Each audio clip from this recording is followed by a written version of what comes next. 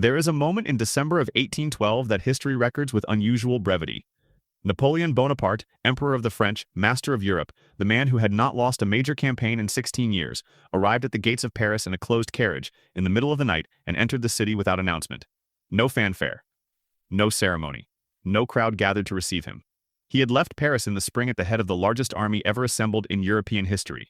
He came back like this, quietly, in the dark, alone in a carriage with the windows drawn. He went directly to the Tuileries Palace. He went inside, and then he closed the door. What happened in the hours that followed? What a man thinks and feels and understands when he closes that particular door after that particular journey is not recorded in any document that has survived.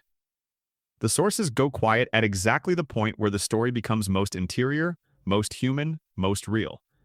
The historians can tell you where he went and when he arrived and who he spoke to in the days that followed.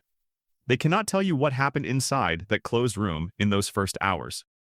That silence is where this story begins, because the silence is not empty. It is full of everything that had happened in the 9 months between the army that left and the man who came back. And understanding what filled that silence requires going back to the beginning, to the morning in June when Napoleon Bonaparte stood before the greatest military force the modern world had seen and believed, with what seems in retrospect like a terrifying certainty, that he was about to win the war that would make his empire permanent. He had been planning the Russian campaign for years. The logic of it, by his own strategic calculus, was sound. The Treaty of Tilsit in 1807 had made Russia and France nominal allies, but the alliance had frayed steadily in the years that followed. Tsar Alexander I had withdrawn Russia from the continental system. Napoleon's attempt to strangle British trade by closing European ports, and the economic pressure this created on France was significant. The Russian border in the east was the one remaining major threat to the continental order Napoleon had constructed. As long as Russia remained outside his control, his empire had a structural vulnerability that any serious challenge could exploit. The solution, by Napoleon's logic, was the same solution he had applied everywhere else: a decisive military campaign, a crushing engagement, a peace imposed at the point of a bayonet. It had worked in Italy. It had worked in Prussia. It had worked in Austria, twice. The Russians had been beaten before, at Austerlitz in 1805, alongside the Austrians. There was no fundamental reason, in Napoleon's assessment, why the same approach would not work again. He assembled an army of approximately 600,000 men. It was drawn from across the empire, French soldiers at its core, but also Polish, Italian, German, Spanish, Portuguese, Croatian, and a dozen other nationalities pressed into service under the French imperial standard. It was an extraordinary logistical achievement simply to gather them in one place and move them across Europe to the Russian border. Napoleon had always been a commander who understood that armies run on organization as much as on courage, and the organization required to move 600,000 men and their horses and their cannon and their supply trains was staggering in its complexity. He crossed the Niemen River into Russian territory in late June 1812. He was 42 years old. He had been at war, in one form or another, for most of his adult life. He had won engagements that military historians would study for centuries. He had rearranged the political map of Europe so thoroughly that the world looked fundamentally different than it had when he first came to power. He had no particular reason, based on the evidence of his own career, to believe that this campaign would end differently than the others. The Russians had different ideas. Not better ideas, perhaps, in the conventional military sense. Their army was smaller than Napoleon's, their generals were not his equals in the open field, and a direct confrontation on favorable terrain would very likely have gone the way of Austerlitz. The Russians understood this, and so they did something that Napoleon's entire system of war was not designed to answer. They retreated. They retreated and they burned. As the French army advanced deeper into Russian territory, the Russians destroyed everything that could sustain an invading force. Crops were burned. Granaries were emptied or set alight. Towns and villages were abandoned and sometimes deliberately destroyed before the French arrived. The great open landscape of Russia, which should have been the theater of the decisive engagement Napoleon needed, became instead an enormous, featureless void, offering nothing to eat, nothing to seize, no enemy formation to attack and destroy. Napoleon pushed forward because pushing forward was the only response his strategic framework provided. He could not negotiate from a position of advance without a victory to negotiate with. He could not stop and hold his position indefinitely without supply lines that grew longer and more vulnerable with every mile. The logic of his campaign, from the moment the Russians chose not to stand and fight, had already begun to collapse. But the collapse was invisible in its early stages, disguised by movement, by the sensation of advance, by the belief that the decisive engagement was always just ahead, just beyond the next river crossing, just past the next horizon. Smolensk was not the decisive engagement. The Borodino in September was the bloodiest single day of fighting, a brutal frontal collision that Napoleon won in the technical sense. The Russians withdrew from the field, but did not win in the strategic sense he needed. The Russian army survived Borodino damaged but intact. It retreated in order rather than dissolving, and Kutuzov, the Russian commander, understood something that Napoleon perhaps did not yet fully accept: that an army that survives and retreats is still an army, and an army that pursues into the Russian interior is slowly ceasing to be one. Napoleon entered Moscow on September 14, 1812. He expected to find there the center of Russian power, the political and symbolic heart of the empire, the pressure point whose seizure would force Alexander to negotiate. He found instead a city that was already largely empty. The population had mostly fled. And within hours of the French arrival, fires broke out across the city. Set, most historians believe, by Russian authorities who had decided that Moscow in French hands was worth less than Moscow destroyed. He waited in the burning city for 5 weeks. He sent letters to Alexander proposing negotiations. Alexander did not respond. The weeks passed. The fires burned and were extinguished and sometimes burned again. The French army, occupying a city that offered almost nothing in the way of organized supply, began to deteriorate in exactly the way that armies deteriorate when they stop moving and start waiting. Through attrition, through idleness, through the particular damage that uncertainty does to discipline and morale. No response came from Alexander, and Napoleon, facing the arithmetic of a Russian winter that was already beginning to make itself felt in the air, made the decision that every historian of the campaign has examined from every possible angle in the 2 centuries since. He ordered the retreat. The retreat from Moscow is one of the most catastrophic military withdrawals in recorded history. The army that had crossed the Niemen in June had numbered something close to 600,000. By the time the survivors crossed back in December, the number of men still capable of fighting had fallen to somewhere between 90,000 and 100,000, depending on the accounting. The rest were dead, from combat, from cold, from starvation, from the Cossack cavalry that harassed the retreating columns constantly, from the complete breakdown of the logistical system that had never been robust enough to sustain an advance of this depth into territory that offered nothing. The cold was the element that figures most vividly in the accounts of survivors. It arrived in force in November, temperatures dropping to levels that European soldiers had no equipment and no preparation to survive. Men who lay down to rest did not always get back up. Horses died in their tracks. Cannon had to be abandoned because there were no longer enough horses to pull them. The retreating column stretched for miles across the snowfields, a vast, ragged dissolution of what had been the greatest army in the world, moving west as fast as the cold and the exhaustion and the Cossack attacks permitted. Napoleon was with them for much of the retreat. He walked when the roads required it. He ate what was available, which was often very little. He maintained, those who were with him reported, an exterior composure that was itself a form of leadership. Because an army that sees its commander visibly losing composure loses something that cannot be recovered. He gave orders. He made decisions. He was, in the observable, external sense, still functioning as a commander. But there were moments, reported by the men close enough to observe them, described in memoirs written years later when the distance of time made honesty more available, when something else was visible, a stillness that was not strategic stillness, a quality of withdrawal that went deeper than the conservation of energy, a look in his eyes, in certain unguarded instants, that those who knew him well described as something they had never seen there before and could not name. He left the army in Poland in early December, handing command to Murat and traveling ahead by sleigh to Paris. The decision was militarily defensible. A commander is most useful at the center of power, not at the tail of a retreating army.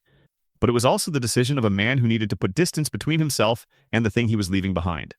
He traveled fast. He covered the distance from Poland to Paris in less than 2 weeks. He arrived in the city in the middle of the night of December 18, 1812, without announcement, without ceremony, in a closed carriage with the windows drawn. He went to the Tuileries. He went inside. He closed the door. His secretary, Meneval, was among the small number of people who saw him in those first hours. Meneval's memoirs, written long after the events they describe, record the physical impression of Napoleon's return with a precision that suggests the memory remained sharp decades later. He was gaunt from the journey and the privations of the campaign. His face had a quality that Meneval struggled to describe. Not broken, not defeated in any obvious sense, but altered. As if something had shifted in the interior arrangement of the man, in the relationship between what he felt and what he was willing to show. He did not speak about Russia. Not that night, not in the days that followed, not in any extended way that the sources record. He asked for reports. He began issuing orders for the raising of new armies. He moved with something that looked like his characteristic decisiveness into the next problem. Because the next problem was immediate and real and required attention, and attending to the next problem was, perhaps, also the most effective way to avoid sitting still with what had just happened. But the people around him noticed something that the orders and the activity and the characteristic decisiveness could not fully conceal. Caulaincourt, who had traveled with Napoleon from the army to Paris and whose memoir of the Russian campaign is one of the most detailed and honest accounts that exists, wrote that Napoleon in those first days back in Paris had a quality of being elsewhere, even when he was physically present, of processing something privately that he was not bringing into the room, of carrying inside the controlled exterior, a weight that the exterior was not quite large enough to hide. What was the weight? It was not or not only the military catastrophe. Napoleon had suffered setbacks before. Nothing on this scale, but he had known defeat and reversal and understood them as part of the arithmetic of war. He was not a man who collapsed in the face of failure. He was in fact one of those people for whom failure functions as fuel, feeding the same consuming energy that drove the successes. But Russia was not quite a failure in the ordinary sense. It was something more specific and more disturbing. It was the first time that Napoleon's fundamental method, the decisive engagement, the overwhelming application of force at the critical point, the battle that ends the campaign in a single afternoon, had been rendered simply inapplicable, not defeated, rendered irrelevant. The Russians had not beaten Napoleon in the field. They had refused to meet him in the field, and the refusal had been enough. This was a different kind of problem than any he had faced before. It was not a problem of execution or planning or the performance of his army. It was a problem of framework, of the discovery that the approach that had worked everywhere else did not work here, and that there was no obvious alternative available within his strategic vocabulary. He had no ready answer for an enemy that simply would not cooperate with the logic of the campaign. That discovery, the discovery that the method was not universal, that there were conditions under which his particular form of genius could not be applied effectively, was, perhaps, the real weight of those first days back in Paris. Not the losses, not the casualties, not the retreat itself, terrible as all of those were. The realization that the world was larger and more varied than his framework for understanding it, and that the part of the world that lay beyond his framework had just demonstrated, at a cost of 500,000 lives, exactly where his limits were. He was 43 years old. He had been operating at the absolute edge of what military and political genius could accomplish for nearly 2 decades. He had done things that were, by any conventional measure, impossible. And now he had encountered a limit, not at the edge of his courage or his energy or his intelligence, but at the edge of his method. A wall that all the courage and energy and intelligence in the world could not breach, because the wall was not made of the material those things can break. He ordered the raising of new armies. He planned new campaigns. He fought on for 2 more years with a resourcefulness and an energy that continued to astound those around him. He won battles. He achieved, in those 2 years, things that lesser commanders would have considered extraordinary. He was not finished, not by any means. But something had changed. The men who were closest to him in those years after Russia, Caulaincourt, Meneval, Constant his valet, the marshals who had served with him longest, all recorded in their different ways the same observation, that Napoleon after Russia was not quite Napoleon before Russia. That something in the interior arrangement had shifted in those December days and nights in the Tuileries, in the silence behind the closed door, and had not shifted back. The old certainty was still visible. The energy was still visible. The brilliance was still visible, in flashes that could make men forget what had happened and believe they were still in the years of the Grande Armée and the unbroken run of victories. But underneath the certainty, something had been introduced that had not been there before. A new awareness of limits. A new knowledge of what could be lost. He never spoke about it directly. The memoirs he dictated on St. Helena discuss Russia at length.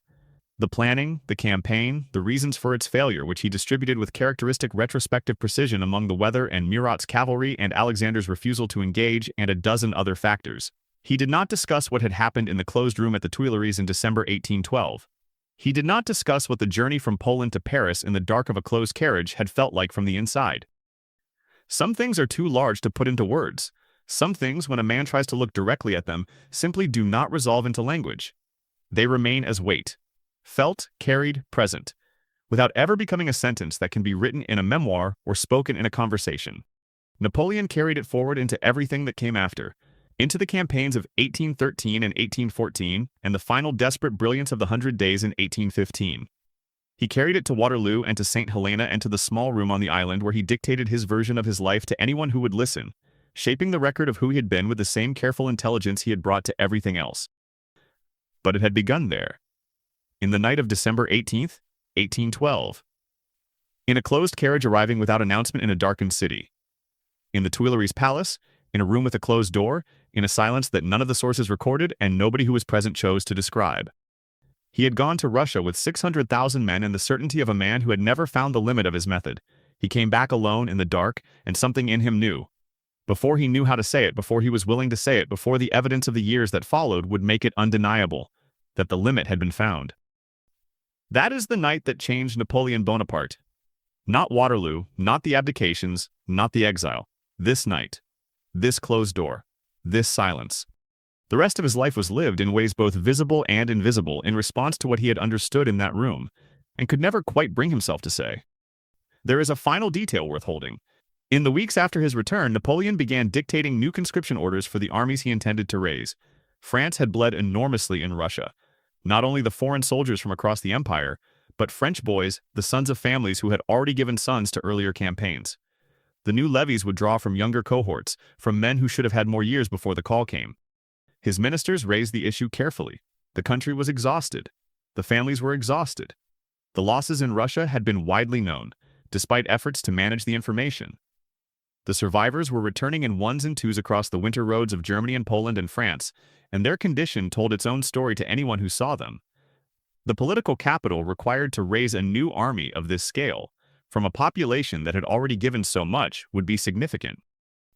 Napoleon listened to these concerns with the attention he gave to everything, complete, focused processing, and then he issued the orders anyway.